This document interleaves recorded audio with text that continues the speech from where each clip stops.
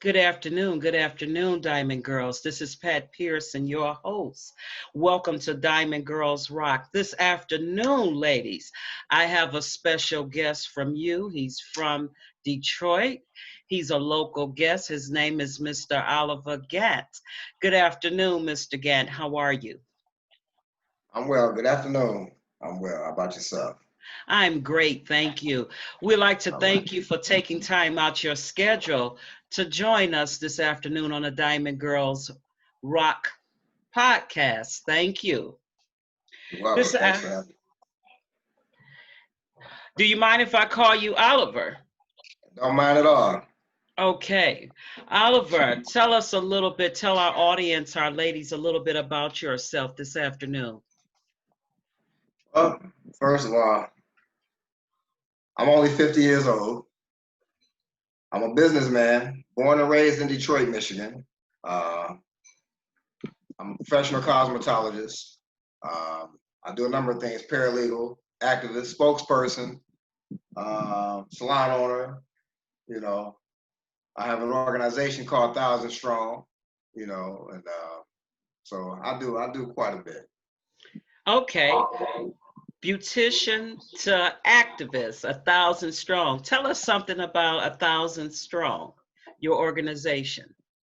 Thousand Strong was birthed when I was in the belly of the beast, which is prison. Okay. Thousand Strong was designed to be a educational deterrent program designed to deter young men and women from the path of imprisonment or an early grave. So that's basically the core of Thousand Strong. So up under the Thousand Strong, I have certain things that I want to implement, things I like to do. For one, I have a flashlight project that I've been trying to get off the ground, which will be coming off the ground sometime soon, where I wanted to get flashlights away to all the young ladies around the city of Detroit because of all the young ladies being raped, being snatched up, and things of that nature. So it's not just in giving them a flashlight. I wanted to teach them a simple martial arts technique, which is nothing more than a 360-degree turn. We talk to always know your environment. You know what I'm saying? This is one of the things I don't really share with a lot of people, but this type of wisdom that I'm sharing with you is one of the things that you learn is always knowing your environment, always knowing your surroundings. When you step out of a building, look to the left, look to the right, look ahead. You already know what's behind you. So at each turn, I'm showing them how to take and hit that flashlight one time. And so, Okay. so that's just one of the things that I'm implementing up under Thousand Strong. Okay. And so it's a little bit more expansive than that. Well, wonderful, wonderful. And that is good, especially for our women, to always know their environment, to protect themselves. Because many young people, they're out in the evenings playing, going to plays when we're not in the pandemic, going to events. So that's good. What made you become a businessman? What brought on the decision? Well, I was born and raised in that background from my grandmother, my grandfather, my mother, my aunts, my dad, the ultimate hustler, so a lot of that was instilled in me, given that I have brothers and sisters, and I think some of them have the same qualities as well, but I just took it and I made that my all. I made that my life. I made that my thing. Um, I would say getting into the business realm, it wasn't as easy for me because I came out that 80s era also. You know what I'm saying? Well, back in the days, the crack era and stuff like that. So Okay. I wasn't always a saint, but at the same time, my mother always stood by me. You know what I'm saying? She never liked Hmm. what I did, but at the same time, she tried to show me, hey, come on and do this. You know what I'm saying? So it was a struggle. I was actually tricked into becoming a cosmetologist because of my mother and my daughter's mother. She tricked me one day and said, hey, I want to go somewhere. She left me out in the parking lot. She went in this building and looked real nice. She came back out. My daughter's mother was pregnant at the time with my daughter. She said, your mom said, come in. I went in, and it was a beautiful sight. It was like cosmetology school. Saw a bunch of women in there. I was like a kid in a candy store. I felt like I was in high school all over again. They said, take this little entry test. I took it. They got the grant money or whatever they got. I was in cosmetology school. Oh, Mauricio's was the name of it at that time. okay. When they Okay. first I came. remember Mauricio's. When they first came, I was in the second class. All right. All right. Yes. So how long have you worked in this field? Shoot. I've been in the salon industry basically since I was like 15 years old, 16 years old. Yes. Okay. Yes. On and Okay. off. I had a little break in between, but at the same time, I came and bounced back. So been back as a salon owner for going on over 4 years now, so yeah. Congratulations on your salon. What is your biggest accomplishment As far as what? as far as a cosmetologist, a salon owner? What is your biggest accomplishment? I think I never looked at it like an accomplishment for me in this industry because it's natural. So to say, I think at an early age, I became a salon owner at an early age of multiple salons between the age of 21 and 26. That's a heck of a feat for somebody my age and with that type of mindset back then.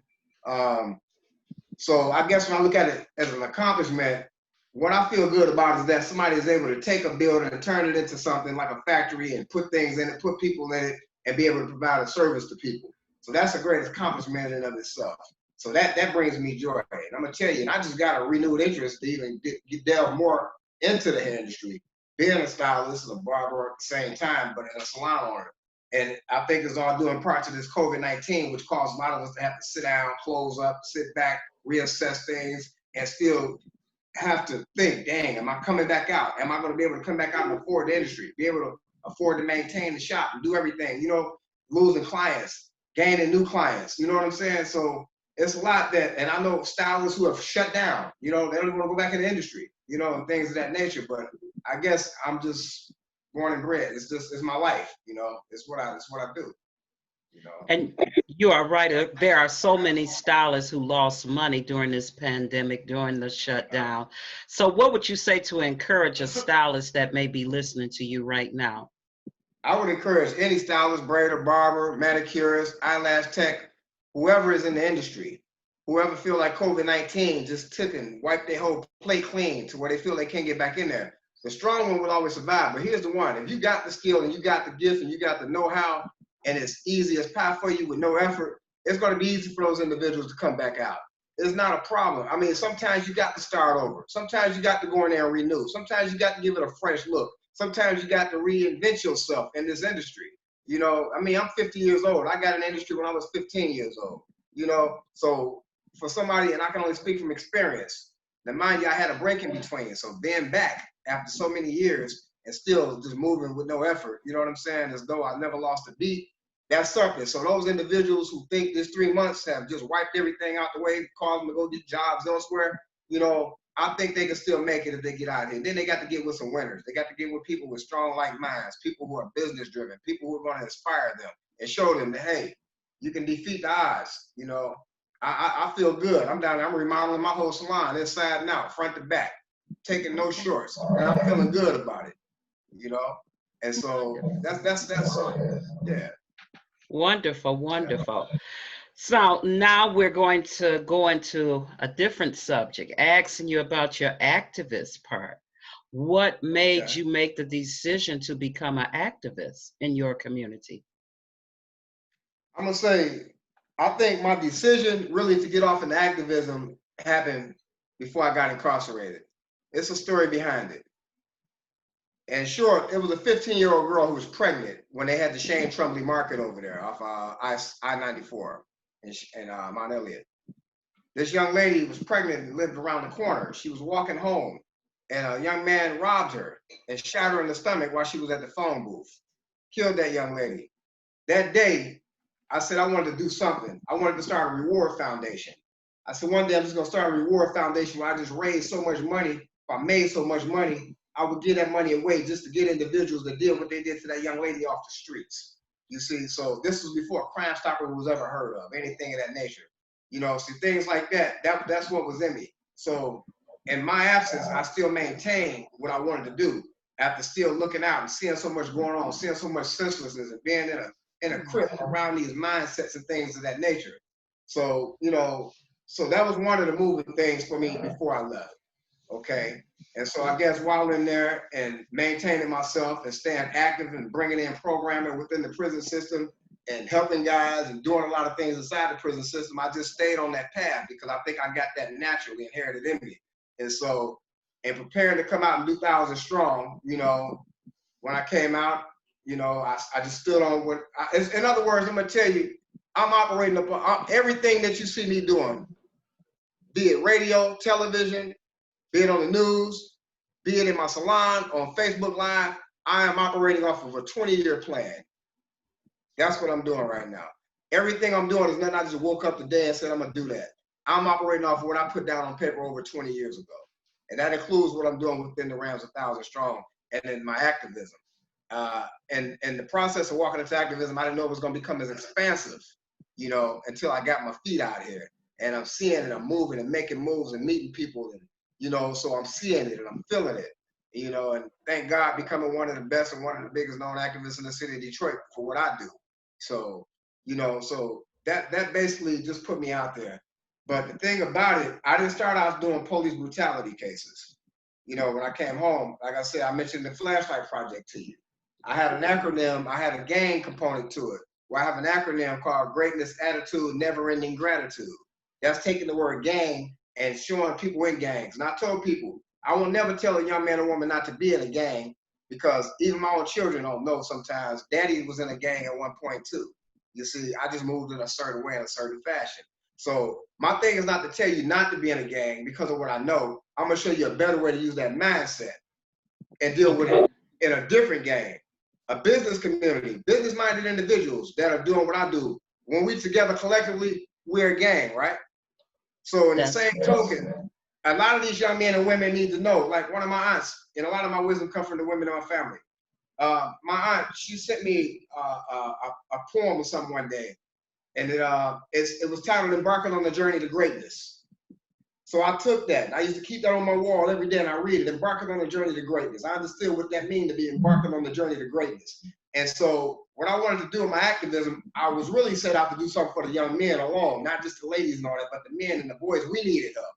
So what I feel as a father, and I have daughters too, any father that has daughters, I melt for them. It doesn't matter. You don't have to talk to me for a month, 2 weeks, a year, call me next week, call me tomorrow, it don't matter. But once you call me, my daughters got my heart versus my boys.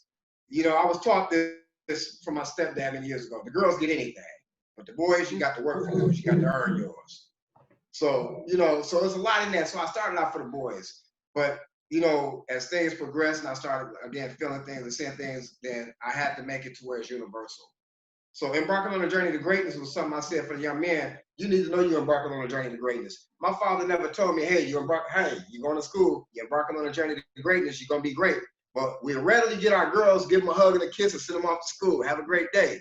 But we don't do that with our boys. In other words, we don't love on our boys like we love on our girls. So that's what spawned the Embarking on a Journey to Greatness program.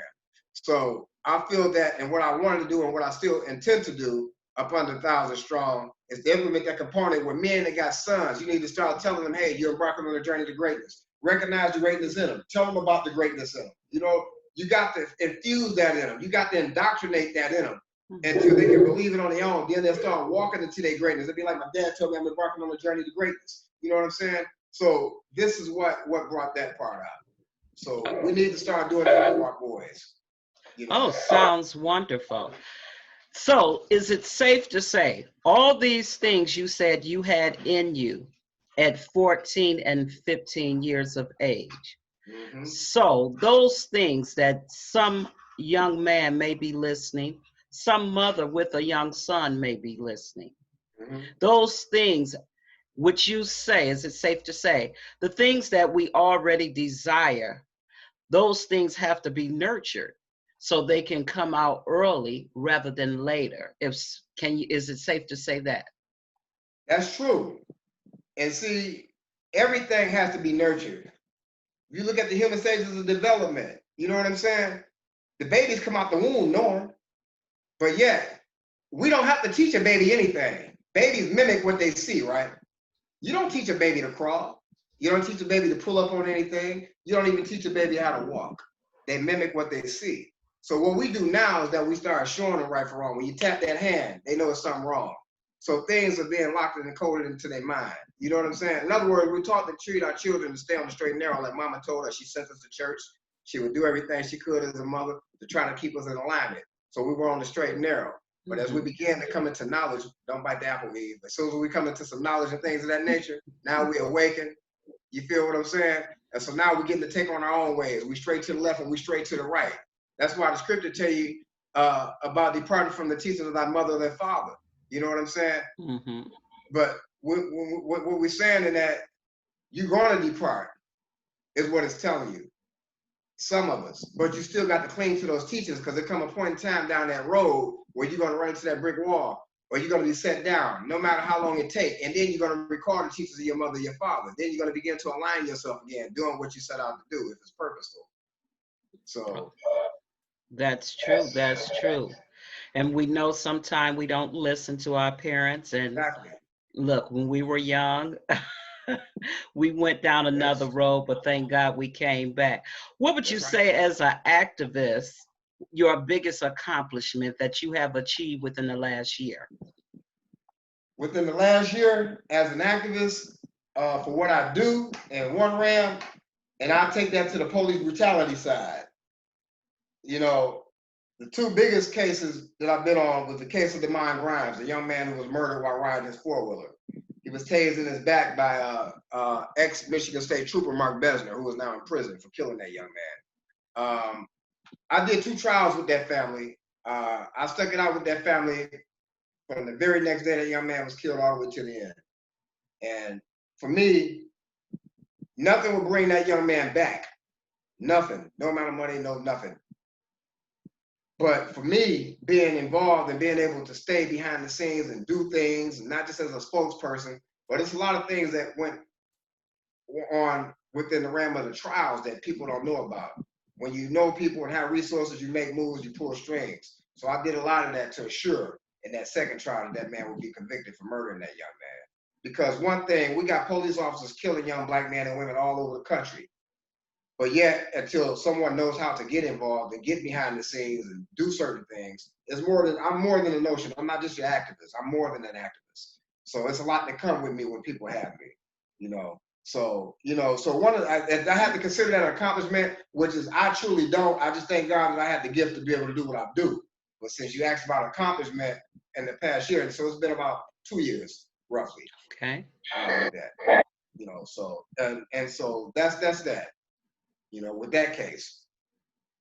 What do you wish you had known as a young man starting out versus now? I'm going to say, I don't wish I'd have known anything, first of all, because we only know in proportion to which our mother and father had the knowledge to show us a thing. And until we step outside that house and clean with other people who are doing different things, and things just compound and we become our own selves. So I'm just grateful. In other words, because we talk not to have any regrets. Well, I wouldn't say regrets. It could be something if you would have wish you knew about a business back then versus today. Something, it doesn't always have to be a regret. I'll say this. If I had to wish, which is, I don't. If I had to wish a thing, I probably would have wished I could have saw until the night that I lost 20 years of my life and my family and my children. I wish that I could have saw what was going to happen before I got to the home and knocked on the door or whatever. I wished that I could have just had signs. But then again, I'm going to tell you, when I really look at it, after sitting in that vault for all that time, there were signs. But when we're constantly moving, you don't pick up on the signs oftentimes until it's too late. Mm-hmm. So again, so that's one of the damnedest things for me. And so out of that, something was still birthed. I said throughout all of that, I know the Honorable Minister Louis Farrakhan had a tape that I listened to probably back in 1999. And one of the things he had spoke about was one rising up out of the ashes. I understood what he meant when he talked about one rising up out of the ashes. With me being where I was at and preparing myself to come back out here in society and for what I'm doing now on the platform that I stand on right now, I am one who has risen from the ashes. But when you rise from the ashes, you're not just coming out here to be amongst those that are just out here. You're coming out here to do something great and purposeful and meaningful, something impacting. You're coming something that will help someone else. And that's what I do. I am one who has risen from the ashes. Okay. Yes, you're coming out to help someone else, to pull them up. Yes, that's what it's about. Who inspires you? What's your inspiration? My inspiration are the people that allow me to wake up and ceaselessly give. The people that inspire me are people that are doing what I do, putting your life out there for other people, with no reserve, no worries, no regrets.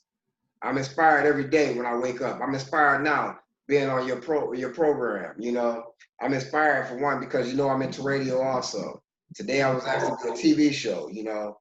Keeping It in Perspective is the name of my show. I was with Wake Up Radio and WHPR and things of that nature, but already preparing for Keeping It in Perspective. So I'm inspired by people who are moving and making a difference. So that's my inspiration. I'm inspired. Okay.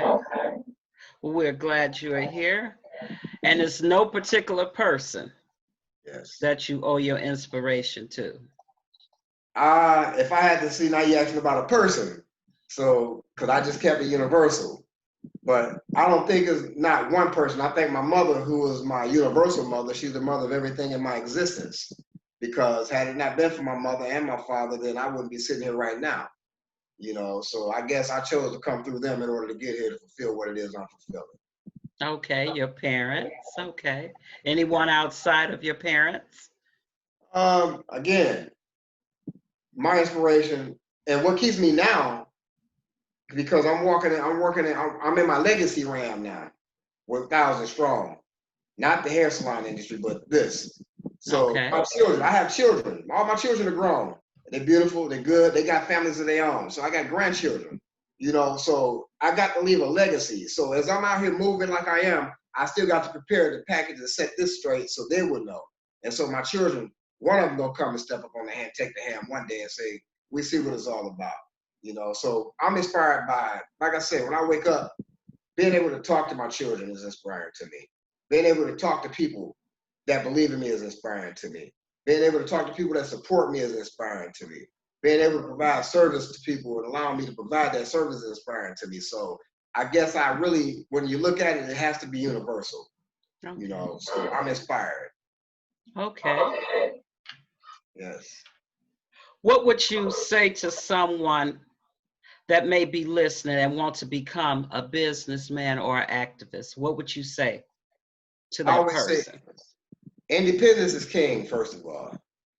I implore everybody to become independent. Ain't nothing wrong with working for somebody. I had to work for some people too, a few here and there, but you always got to get from point A to point B. So I hear young men and women often saying, hey, I want to do X, Y, and Z. Even with my own children. My thing is independence is key.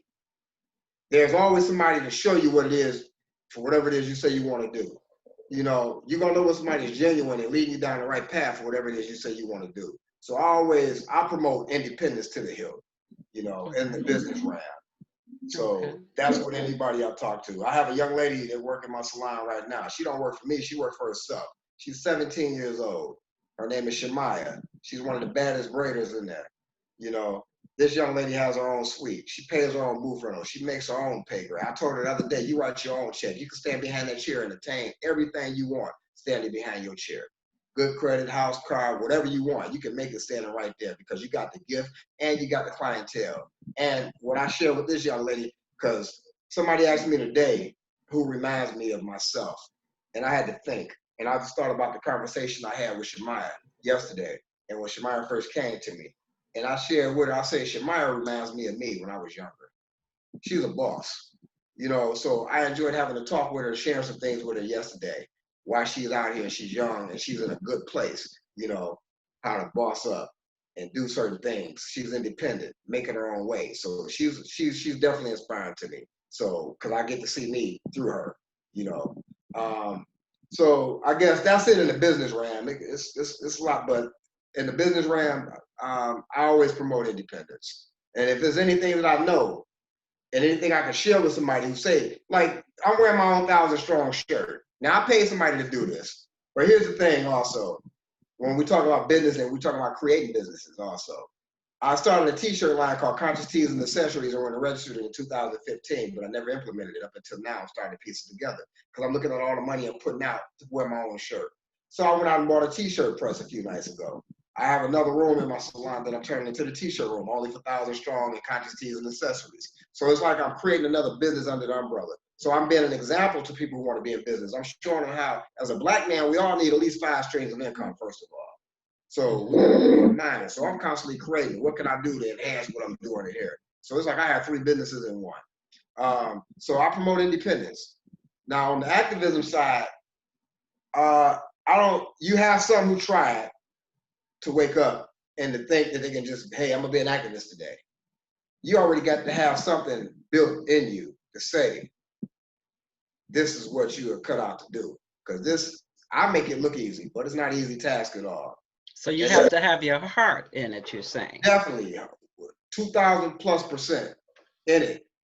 Got to have your heart in it. And you got to, one thing I did throughout the years, I watched from inside that crib. I watched what was going on out here in Detroit. I watched the activists. I watched the chiefs of police. I watched the mayors. I watched the crime rate in Detroit. I watched everything. I watched these young men fuel the prison up for 2 decades. And so when I would read the paper and see, and I'm tying this into the activism ram and for what I'm doing personally, and why it's different from what other activists are doing. It's like I would see, okay, they want to incorporate conflict and resolution classes in the schools, but then I would look at how they're going about it. Nope, that's not right. That's not going to work. That's none of it. Why did you say it wouldn't work? Because I watched the way they wrote up things, how they would address things, and to how they would talk to the children. And I'm sitting back and I'm saying, that's not going to work. The reason being I say that's not going to work is because I had a chance while in prison to be I'm a life skills facilitator. So I teach cage rage, conflict resolution classes, all that kind of anger management, And so I had an opportunity to deal with different types of minds on every level, from robbers, rapists, murderers, you name it.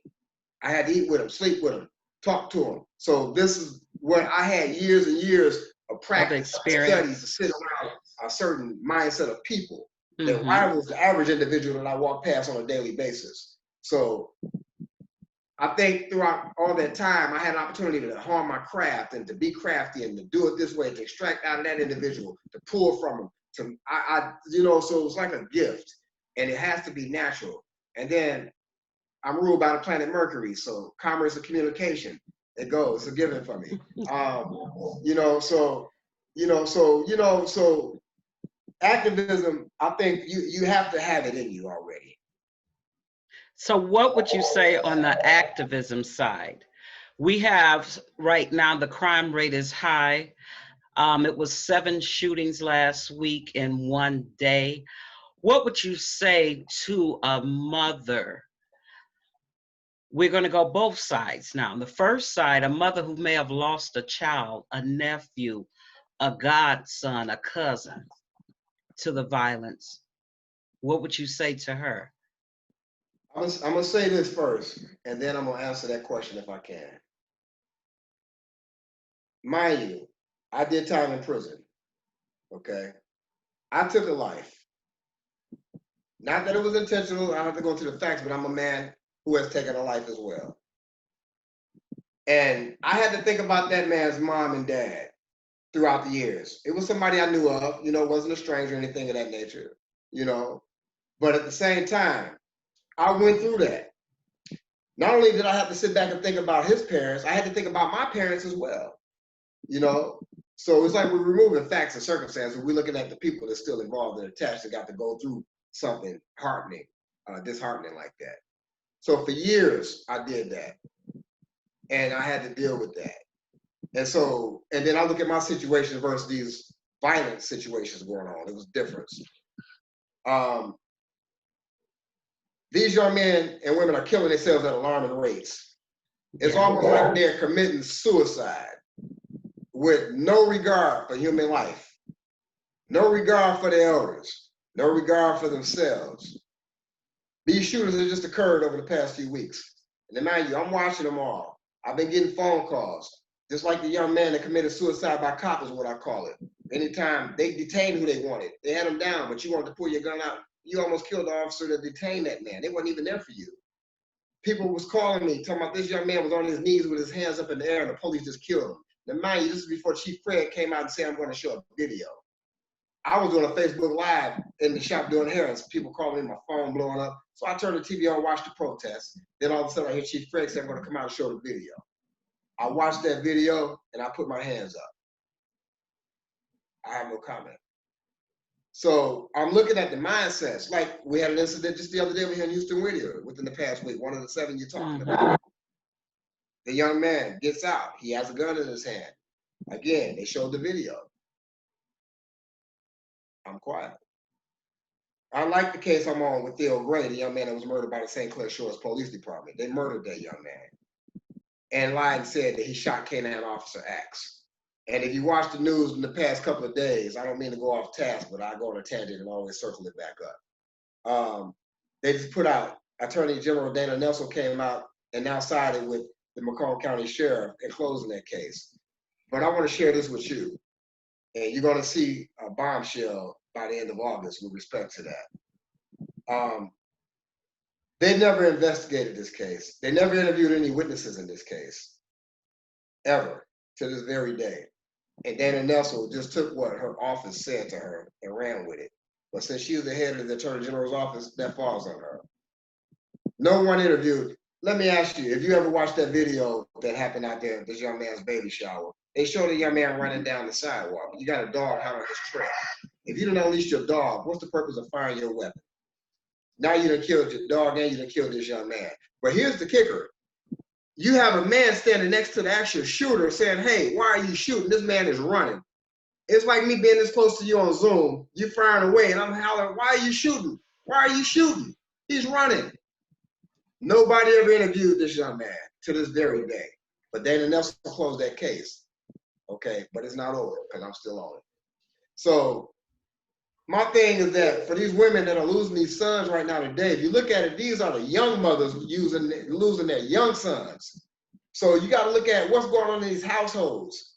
A lot of these households with these mindsets of these young men and women today, some of the mothers and fathers' mindsets are just as bad as theirs. They're all on the same level. You see, what's going on in these households today, and you look at it in our own inner city community, and I'm strictly hardcore 48205, so I'm gonna talk to you about a program we bring in there also, which centers around this black on black violence in the community. So I wanna, not being rude, but you said, what can we do as to help those households? What do you think that brings the hurt and pain? And me, I'm a mother, I have a son, the hurt and pain to make someone want to go out. What's happening in that household? How can we combat that and make that household fruitful, make that household healed and whole? I'm gonna give you a little bit of the solution. And mind you, I just did an event where I had some reps, council people, Ms. Victoria Burton Harris, who's running for Wayne County prosecutor, out, and everybody. We were all in the backyard and we laid it out. So part of the problem is anger. One of the biggest problems is anger, misplaced anger. You can walk in a gas station right now. You're gonna see somebody cutting up, talking sharp, getting smart, cussing back at the attendant and back and forth. They're just angry. They walking in the door angry, which means they came out of their house angry. Walk in the liquor store across the street. You get the same attitude. But it's not just the attitude from that individual. It's like you have an orb of anger. We're dealing with energy now. You see, we have an orb of anger in one centralized place. Take and circle the inner city of Detroit alone. I'm gonna tell you, you can feel this energy. A lot of people talk about, that's why you got a lot of brothers and sisters coming across 8 Mile, because they want better. They want a different air and a different environment. You know, I'm all over. But when I drive across 8 Mile, sometimes, and many years ago, I was in a van on my way to court, coming from Macomb County, going to Detroit. And I felt a cloud. It felt like a dark cloud descended over the van. And when I got out that van, that energy was so strong and prevalent that that's all I saw around me. But thank God I had on the full armor of God. But here's the thing, there's a lot of anger going on. Mark my words, anywhere you walk along that line, it's anger, anger, anger. People cussing, people don't know how to talk, people don't know how to respect themselves, don't know how to respect the next person next to you. You're mad because somebody didn't give you $1, but you had $5,000 from your unemployment, you blew it on nothing. You know, so it's a lot of anger, misplaced anger. So the problem right now, part of the solution right now, as I shared with Ms. Victoria Burton Harris and everybody else, we need to implement something that I think should be mandatory, and it's a way in which it has to happen. Well, I think majority of the households need anger management classes. You need conflict and resolution classes. Even if you EBT, whatever you want to call it, welfare the whole nine. And I'm working to put something together because I think they need at least 1 hour, a good hour. You know, I want to give 2 because you're not going to get it all in 1 hour. But I would basically summarize it and put it in a way where somebody can get the gist. You need anger management class. You need conflict and resolution. People need this in their household. They need to become these teachers of that. Then you need to let that energy transcend to the people you harbor in your house that you know going out creating this chaos every day. You know, see, that's part of the problem too. People are aiding these individuals out here creating all this mayhem in the city. You know, here it is, you clothing, feeding, dropping them off, riding around, letting them ride in your car, letting them do everything with no guidance, no parental guidance, so to speak. You see, okay. So it's an orb of anger, and we got to deal with the anger as part of the solution. If we can change the vibrations, when we talk about, we have to become what you call a one accord. People say when you go to church on Sundays, what's the point and purpose of everybody being in a church, congregating? Because you're supposed to fellowship amongst believers, right? So right. In the same token in your community, you're supposed to be able to fellowship amongst people of a like mind and same mind. The energy in your neighborhood, where your family lives, where you're raising your family, is supposed to be of a happy nature. That don't mean you're going to have some disharmony, but you're supposed to be able to raise the vibrations until everybody can feel that orb of energy. If you take 20 people and 15 of those people have the same thought pattern energy-wise for something good to happen around them, it's going to overdo that other 5 that's sitting there that's on a negative pole, you know? So we're talking about polarity at the same time. We're dealing with universal law principle in it too. That's in everything. So it's the energy. We need to start something dealing with the anger. We need to implement these classes and make them mandatory where people go through the court system. No, I don't always, depending on the situation. No, I don't always push to say lock them up. Let's send them to somebody who can sit them down and talk to them and give them what they need. You know, let's give them conflict and resolution and show them how to deal with things. That's what we need to do. I'm not perfect. So, what would you say? Because I work in the school system. Okay. I've ran a program in DPS. I've been in over 30 different schools. I work in East Point school system as well. What would you say to a young boy that has these anger issues, that has the anger issues for his dad? He don't know his dad, or his dad made promises, never fulfilled those promises. His mother always working, or he don't get along with a young man his mother is dating. What would you say to that young man that's filled with all this anger? First of all, any young man that's filled with that type of anger has to know he has to have somebody he can talk to and confide in. Most of them talk to the wrong people. You're talking to people who don't have the knowledge to show you how to overcome and deal with what you're going through. So what I say to them, and I deal with them even in my salon, that's like my ministry right there. I thank God I get a chance to talk to these young men. They need to know and feel that you got somebody you can talk to that will believe in you and they will give you. So trust and communicate. First and foremost. That's what a lot of these young men need. So that's what I would say to that. There's no other way to put it. They need to, and for like a guy like myself, they need more guys like myself, which is I do know guys like myself. That when we see these young men, we just don't let them go by the wayside, because now we're accountable, because we still are responsible for some of what we created and what we see here also. You know, so we need to let these men know that you got somebody you can talk to. Whether I hand out my business card for my salon, or whether I hand out my business card showing these young men about my activism, you know, and being a spokesperson, I let them know you got somebody you can talk to. Because anybody that comes to my salon and sit in my chair, it's more than me giving you a haircut. You get more than a haircut. And I know a lot of them be surprised when they sit down and realize you got more than a haircut. You got to believe that that young man, this is what I was taught by the master teacher, Dr. Carolyn Aziz Fuqua of Circles of Light Ministries. Okay? You have to see him first and foremost as a spiritual being, as we came here, as a spiritual being first and foremost. When you can meet and see somebody as a spiritual being, then you don't see size, color, height, tone of voice, none of that. We're all on the same level first. When you can see him as a spiritual being, first and foremost and meet him on that level, that's a door opener. Now, if he's a knucklehead, now you can meet him on his knucklehead level. And whatever you give him at that point, if you're on my knowledge or my level, you're going to raise the vibrations in him and bring him up. So it's a process. But the thing about the process is that, like for me, it's in me. So it's nothing for me to talk to a young man, pull up on a young man, see a young man. I know what your problem is before you even open your mouth. You can say 3 words and I got your whole life story. I know what you need. You see, the young man has to feel that he got somebody he can talk to. Point blank. So for those who do not have no one else, no one that they feel right now they can talk to, what would you, they cannot find anyone to talk to, what would you say to them? Or a mother may be listening and her son has a problem opening up to people, not I tell that trusting. mother, I've met those type of mothers. And when they find out about me, I tell them and I open myself up to them and let them know I'm accessible. You can call me. I'll talk to him. Bring him in. Introduce me to him. You see? So again, is knowing how to talk to him, not talk down on him, not talk at him.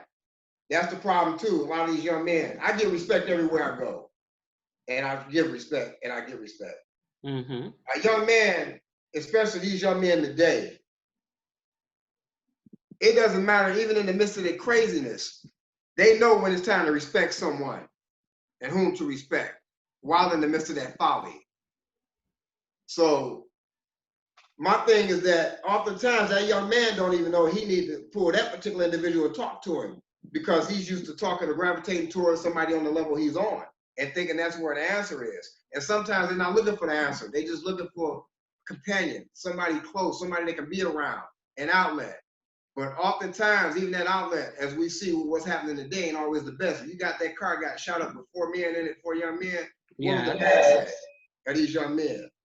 You see, all on the same level. Until mama or daddy come along and be like, hey, I got this problem at home with my son and my daughter.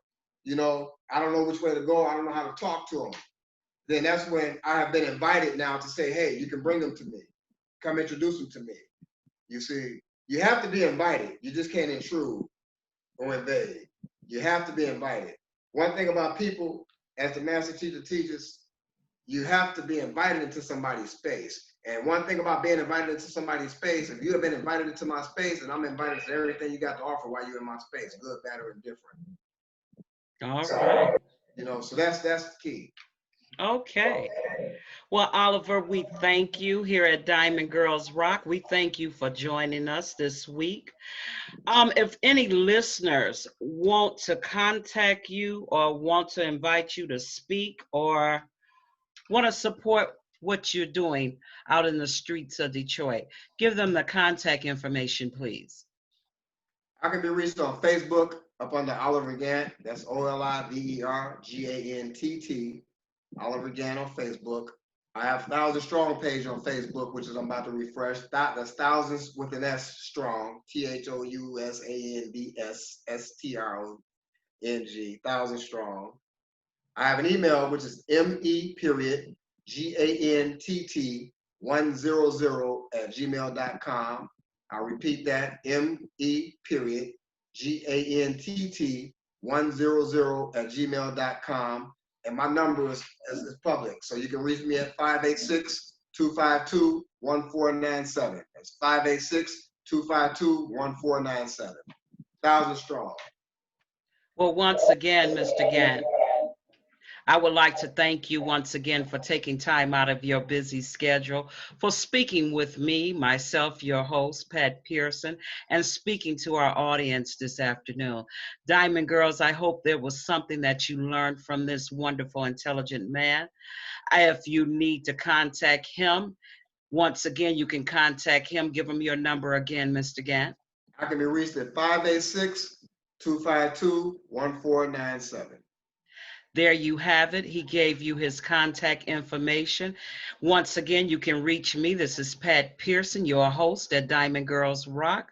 You can reach me at diamondgirlsrock1@gmail.com, diamondgirlsrock1@gmail.com.